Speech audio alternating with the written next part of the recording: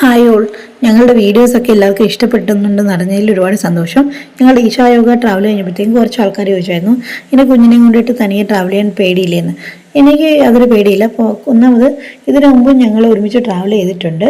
Even കാനഡയിലായിരുന്ന സമയത്ത് പോലും ഞാനും കുഞ്ഞും തനിച്ച് ട്രാവൽ ചെയ്തിട്ടുണ്ട്. ഇങ്ങനെ സ്റ്റേ ഒന്നും ചെയ്തിട്ടില്ല എന്നേ ഉള്ളൂ, പക്ഷേ എന്നാലും നമ്മൾ തനിച്ച് ട്രാവൽ ചെയ്തിട്ടുണ്ട്. അപ്പോൾ കുഞ്ഞോട് ട്രാവൽ ചെയ്യുമ്പോഴത്തേക്കും ശ്രദ്ധിക്കേണ്ട 2-3 കാര്യങ്ങൾ പറയാം. ഒന്ന്, ഡെസ്റ്റിനേഷൻ തയ്യാറാക്കുമ്പോഴത്തേക്കും അതിൽ കുഞ്ഞിനെ കൂടെ ഉൾപ്പെടുത്തുക. ഇത് നമ്മൾ കാനഡയിൽ നിന്ന് വെച്ചൊരു വണ്ടിയായിരുന്നേ.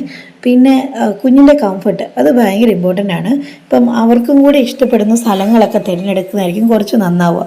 അതായത് അവർക്ക് കളിക്കാനുള്ള സ്ഥലങ്ങൾ അതൊക്കെ ഉണ്ടാവുന്നെങ്കിൽ നല്ലതായിരിക്കും. പിന്നെ ഒരു താമസ സ്ഥലം തിരഞ്ഞെടുക്കുമ്പോഴത്തേക്കും സേഫ്റ്റി ഭയങ്കര ഇമ്പോർട്ടൻ്റ് ആണ്.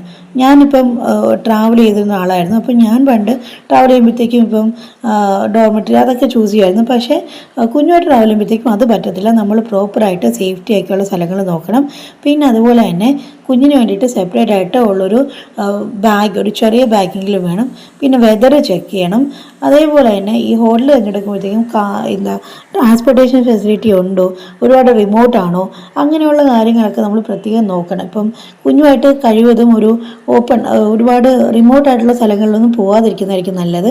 അവർക്കും കൂടി ഇഷ്ടപ്പെടുന്ന പാർക്ക് അല്ലെങ്കിൽ സൂ അങ്ങനെയൊക്കെയുള്ള ആൾക്കാരൊക്കെ കൂടുന്ന സ്ഥലങ്ങളൊക്കെ ചൂസ് ചെയ്യുന്നതായിരിക്കും കുറച്ച് നന്നാവുക. ഇപ്പം അത് പറയാൻ കാരണം എന്ന് വെച്ച് കഴിഞ്ഞാൽ ഞാൻ പൊതുവെ ഒരു വളരെ സെനിക് ബ്യൂട്ടിയുള്ള റിമോട്ടായിട്ടുള്ള സ്ഥലങ്ങളൊക്കെ തിരഞ്ഞെടുക്കുന്ന ആളാണ്. ഇപ്പം കൊടിജാദ്രി അല്ലെങ്കിൽ മീശപ്പുലിമല അങ്ങനെയൊക്കെയുള്ള ട്രെക്കിംഗ് ഒക്കെ പോയിക്കൊണ്ടിരുന്ന ആളായിരുന്നു. പക്ഷേ കുഞ്ഞായി കഴിയുമ്പോഴത്തേക്കും അത്തരം കാര്യങ്ങളൊക്കെ വിട്ടിട്ട് കുഞ്ഞിനും കൂടി ഇഷ്ടപ്പെട്ട സ്ഥലങ്ങൾ തിരഞ്ഞെടുക്കാൻ ഞാൻ ശ്രദ്ധിക്കാറുണ്ട്. അത് വളരെ ഇമ്പോർട്ടൻ്റ് ആണ്. അല്ലെങ്കിൽ അവരുടെ മൂഡിനെ എഫക്റ്റ് ചെയ്യും. പിന്നെ എല്ലാ സാധനങ്ങളും ഒറ്റയടിക്ക് കണ്ടു തീർക്കേണ്ട കാര്യമൊന്നുമില്ല. കുഞ്ഞുങ്ങൾക്ക് ഇഷ്ടപ്പെടുന്ന ഒരു 1-2 ഡെസ്റ്റിനേഷൻസ് എടുത്തിട്ട് അവിടെ പോകുന്നതായിരിക്കും നന്നാവുക. കാരണം ഒരുപാടായിക്കഴിഞ്ഞാൽ അവർക്കത് ഹെക്റ്റിക് ആയിരിക്കും.